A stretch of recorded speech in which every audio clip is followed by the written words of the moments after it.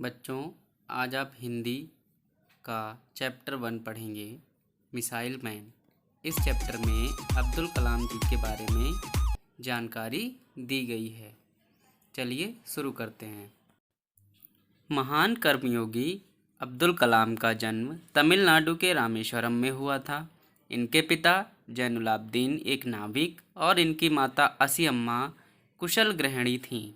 माताजी इस्लाम की शिक्षाएं तथा रामायण महाभारत की कथाएं घर पर सुनाया करती थीं। इन संस्कारों का प्रभाव बालक अब्दुल पर पड़ा। मछलियां पकड़ना और उसे बेचना परिवार की जीविका का एक मुख्य साधन था। इसके लिए उनके पास एक छोटी सी नौका थी। जब कभी समुद्र में तूफान आता था तो 2-3 दिन तक यह व्यवसाय भी बंद हो जाता था। परिवार पर आर्थिक संकट खड़ा हो जाता था। अब्दुल कलाम परिवार को आर्थिक सहयोग देने के लिए अखबार बेचने लगे। पिता अपने होनहार बालक को आगे बढ़ाने के लिए चिंतित थे। अब्दुल भी पढ़ना चाहते थे। पढ़ने के लिए दूर जाना था और धन भी नहीं था। एक दिन पिताजी ने कहा, अब्दुल, अब तुम पढ़ने के लिए रामनाथपुरम जाओगे। तुम्हारी अम्मा और हमने विचार किया है, हम तुम्हें अवश्य पढ़ाएंगे।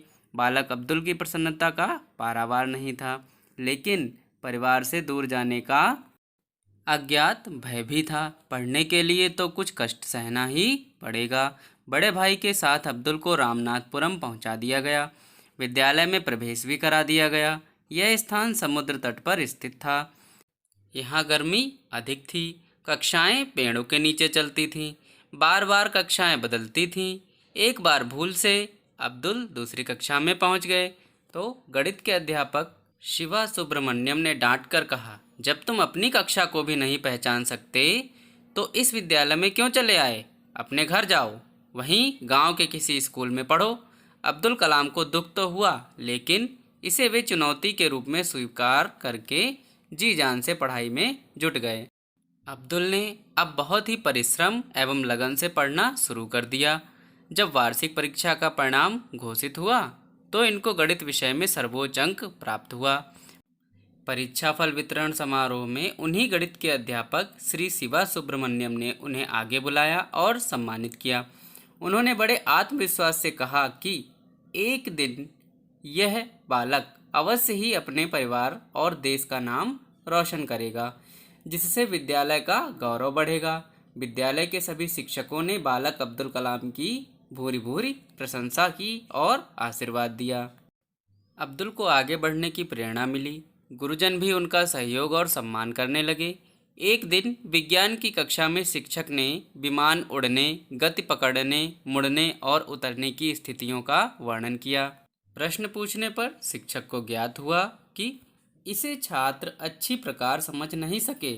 अतः एक दिन बच्चों को लेकर विज्ञान के अध्यापक समुद्र तट पर गए। सायंकाल का समय था। पक्षी अपने घोंसलों की ओर वापस आ रहे थे। कुछ कतार में उड़ रहे थे, कुछ स्वतंत्र उड़ते चले जा रहे थे। कभी आगे, कभी पीछे, कभी बाएं व दाएं मुड़ जाते थे। उनके दल का नेता बदल जाता था, सभी उसका अनुसरण करते थे। इस दृश्य के माध्यम से अध्यापक ने वायुयान उड़ाने की संकल्पना सहज ही प्रदान कर दी।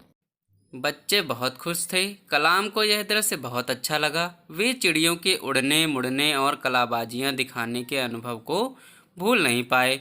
उन्होंने भविष्य में वायुयान बनाने और उड़ाने का मन में संकल्प कर लिया। इन्होंने सन 1954 में तिरुचिरापल्ली के सेंट जोसेफ कॉलेज से स्नातक परीक्षा उत्तीर्ण की। मद्रास के एयरोस्पेस इंजीनियरिंग कॉलेज से इंजीनियरिंग की शिक्षा ग्रहण करने के पश्चात नौकरी के लिए वायुसेना में इंटरव्यू दिया तथा DRDO में आवेदन किया। वायुसेना एयरफोर्स का इंटरव्यू देहरादून में हुआ। इन्हें 9वां स्थान प्राप्त हुआ, लेकिन केवल 8 लोगों का ही चयन होना था, अतः इनका चयन नहीं हो सका।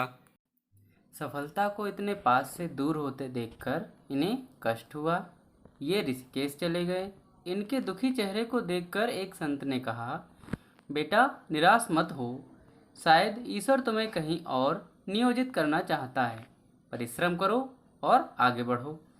वहाँ से वापस आने पर इन्हें डीआरडीओ में नियुक्ति मिल गई। वे बोले, चलो वायुयान तो नहीं उड़ा सका, परंतु बना तो सकता हूँ। फिर उन्होंने कभी पीछे मुड़कर नहीं देखा। कुछ दिनों के पश्चात इनकी नियुक्ति इसरो में वैज्ञानिक के रूप में हो गई। इन्होंने ब्रह्मोस, अग्नि, त्रिशूल, पृथ्वी, नाग आदि मिसाइलें बनाई, जिससे भारतीय सेना की शक्ति कई गुना बढ़ गई। इन्होंने 11 व 13 मई 1998 को बड़े ही सुनियोजित ढंग से पोखरण में 5 परमाणु बमों का सफल परीक्षण कर विश्व को आश्चर्यचकित करते हुए भारत को परमाणु शक्ति संपन्न शक्तिशाली राष्ट्र के रूप में प्रतिष्ठित कर दिया। तत्कालीन प्रधानमंत्री स्वर्गीय अटल बिहारी वाजपेयी की दृढ़ इच्छा शक्ति से यह कार्य संपन्न हुआ। उन्होंने जय जवान जय किसान जय विज्ञान का नारा दिया। अब्दुल कलाम मिसाइल मैन के नाम से विख्यात हो गए। इन्हें सर्वोच्च नागरिक पुरस्कार भारत रत्न से सम्मानित किया गया। एपीजे अब्दुल कलाम को 25 जुलाई सन 2002 को भारत के राष्ट्रपति पद पर प्रतिष्ठित किया गया। भारत माता की आंखों के तारे इस सपूत को 27 जुलाई 2015 के दिन असम की राजधानी शिलोंग के भारतीय प्रबंधन संस्थान IIM में रहने योग्य ग्रह विषय पर व्याख्यान देते समय मंच पर ही हृदयाघात हुआ। कलाम को सायं 6:30 बजे बेधानी अस्पताल ले जाया गया, जहां उनका निधन हो गया। 30 जुलाई 2015 को पूर्ण राजकीय सम्मान के साथ तमिलनाडु के रामेश्वरम में इनका अंतिम संस्कार किया गया। इनके अप्रतिम योगदान से पूरा देश इस महान देशभक्त को शत शत प्रणाम। तो ऐसे थे हमारे missile man APJ Abdul Kalam जी। अब इस पाठ की एक्सरसाइज करते हैं। शुद्ध उच्चारण के साथ पढ़ें। जैनुलाब्दीन, तिरुचिरापल्ली, प्रेरणा संपन्न, ब्रह्मोस, इंजीनियरिंग, सर्वोच्च, शिवा सुब्रमण्यम, प्रतिष्ठित, आशीर्वाद। तो ये तो था आपका उच्चारण। अब शब्दार्थ। कर्मयोगी का अर्थ है कार्य को ही साधना मानने वाला। नेक्स्ट, नियोजित करना अर्थात निश्चित कार्य में लगाना। नेक्स्ट, पारावार, सीमा, हद। नेक्स्ट, चुनौती अर्थात ललकार। नेक्स्ट, लगन अर्थात कार्य में मन से लग जाना। नेक्स्ट, घोषित अर्थात सार्वजनिक ऐलान। नेक्स्ट, प्रेरणा अर्थात कार्य करने की दिशा मिल जाना। नेक्स्ट, तात्कालिक अर्थात उस समय के। नेक्स्ट, संकल्प अर्थात दृढ़ निश्चय करना। नेक्स्ट, सुनियोजित अर्थात अच्छी प्रकार से योजना बनाना। अप्रतिम अर्थात जिसकी तुलना न की जा सके, अतुलनीय। तात्कालिक अर्थात उस समय के। अब अभ्यास कार्य। नीचे दिए गए प्रश्नों के उत्तर लिखिए। पहला, अब्दुल कलाम का जन्म कहाँ हुआ था? उत्तर, अब्दुल कलाम का जन्म तमिलनाडु के रामेश्वरम में हुआ था। अगला क्वेश्चन, इनके माता पिता का क्या नाम था? उत्तर, इनके पिता जैनुलाब्दीन और इनकी माता असी अम्मा थीं। अगला क्वेश्चन, अब्दुल की प्रसन्नता का पारावार क्यों नहीं था?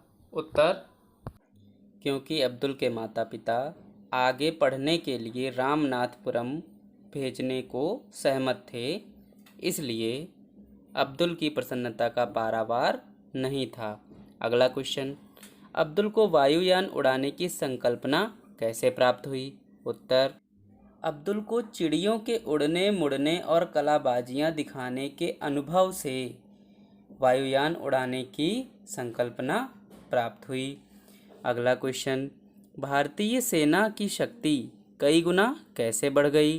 उत्तर, अब्दुल कलाम जी ने ब्रह्मोस, अग्नि, त्रिशूल, पृथ्वी, नाग आदि मिसाइलें बनाई, जिससे भारतीय सेना की शक्ति कई गुना बढ़ गई। अगला क्वेश्चन, परमाणु परीक्षण के बाद जय जवान जय किसान जय विज्ञान का नारा किसने दिया? उत्तर, तत्कालीन प्रधानमंत्री श्री अटल बिहारी वाजपेयी जी ने। नेक्स्ट क्वेश्चन नंबर 2, रिक्त स्थानों की पूर्ति करें। का खंड अब्दुल कलाम की प्रथम नियुक्ति में हुई, किस में हुई? DRDO में। ठीक है। नेक्स्ट देखिए, परमाणु बमों का परीक्षण कब कब और किस सन में हुआ? 11 और 13 मई सन 1998 को पोखरण में हुआ। अगला, गाखंड इन्होंने स्नातक की परीक्षा कॉलेज से उत्तीर्ण की, कौन से कॉलेज से उत्तीर्ण की? सेंट जोसेफ कॉलेज से। नेक्स्ट, अब्दुल कलाम के नाम से विख्यात हो गए, किसके नाम से? मिसाइल मैन के नाम से। इनकी मृत्यु 27 जुलाई सन 2015 में हृदय गति रुकने से हुई। अगला क्वेश्चन देखिए, क्वेश्चन नंबर 3, निम्नलिखित मुहावरों का अर्थ सोचकर लिखिए। का खंड आँखों का तारा होना अर्थात अत्यधिक प्यारा होना। खा खंड पीछे मुड़कर न देखना अर्थात सफलता प्राप्त करते रहना। गा खंड आँखों से ओझल होना अर्थात बहुत दूर हो जाना या बहुत दूर चले जाना। घा खंड जी जान से लग जाना अर्थात कड़ी मेहनत करना। अंगा खुशी का पारावार न होना अर्थात अत्यधिक प्रसन्न होना। अब अगला क्वेश्चन, क्वेश्चन नंबर 4, नीचे लिखे गए शब्दों को एक वचन में लिखिए।